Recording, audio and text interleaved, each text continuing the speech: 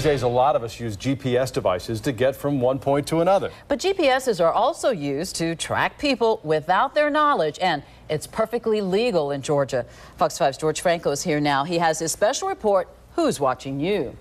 Well, Amanda and Russ, these days GPSs are used to help businesses track their vehicles or parents track their teens' cars. And when it comes to building a divorce case, GPS technology can be indispensable.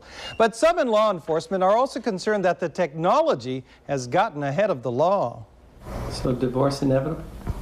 Yes, You've decided. I have decided. This woman, we'll call Judy, decided divorce was her only option after 25 years of marriage. After checking her husband's phone bills, text messages, and bank account, she suspected he was having an affair. That's when she hired private investigator T.J. Ward, who placed a GPS tracking device on her husband's car. He was at the girlfriend's house? He's at the girlfriend's house. And the GPS proved it? Correct. And the pictures. Correct. Right there, that's where the vehicle is. And the vehicle is inside, it looks like it appeared to be in a complex, in a garage area. Ward showed us the internet-based mapping system he uses to track people. In the state of Georgia, as the law stands right now, it is not against the law to place a GPS on a motor vehicle. Without somebody knowing it? You can put it on without somebody knowing it. As long as they're putting it in a public place, there's no law in Georgia against installing a GPS locator on another person's vehicle. Gwinnett County District Attorney Danny Porter says you just can't trespass to do it.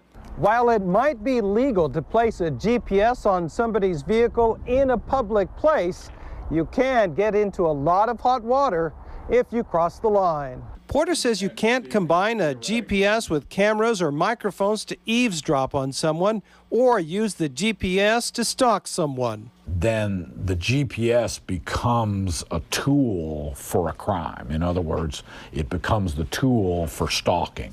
And the devices are easy to get. They're widely available on the internet, ranging in price from around $300 and up. It just somehow seems fundamentally wrong to me for me to be able to, in a non-law enforcement way, put a tracker device on your car and know where you are all the time. There's something wrong with that. And that may be something that the legislature could address. But only a handful of states like California and Connecticut have laws restricting the use of hidden GPS devices, which means private investigators like Ward are staying busy. How many would you say are out there right now? Thousands.